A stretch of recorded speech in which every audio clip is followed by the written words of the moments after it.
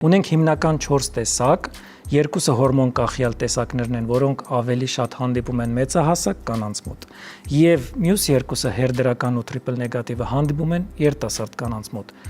Այս երկու տրիպլ նեգատիվ եւ հերդրական ուռուցքները բնութագրվում են ագրեսիվ բնույթով, շատ արագ ժամանակահատվածում զարգանալ, աճել եւ տարածվել։ Դրա համար շատ կարեւոր է, որ մենք կարողանանք հենց երիտասարդ կանանց մոտ ինչքան հնարավոր է վաղ փուլում հայտնաբերենք կրծքագեղձի քաղցկեղը։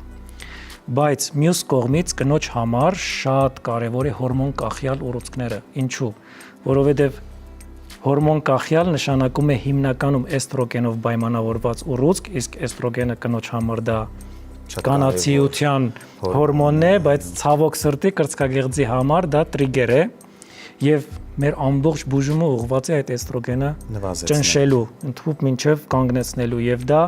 եթե կինը մի քիչ ավելի երիտասարդ տարիքում է դեռևս ունի դաշտանային ցիկլ եւ այդ ռեպրոդուկտիվ տարիք, ապա մենք դադարեցնում ենք այդ ամեն ինչը, այո, ստիպված քոնե 2 տարի մինիմում, որից հետո նոր կարողանում ենք կնոջը թույլ տալ հղիանալ, բայց հաշվի առնելով ռիսկերը, իրեն տեղեկացնելով, որ դա ռիսկ է։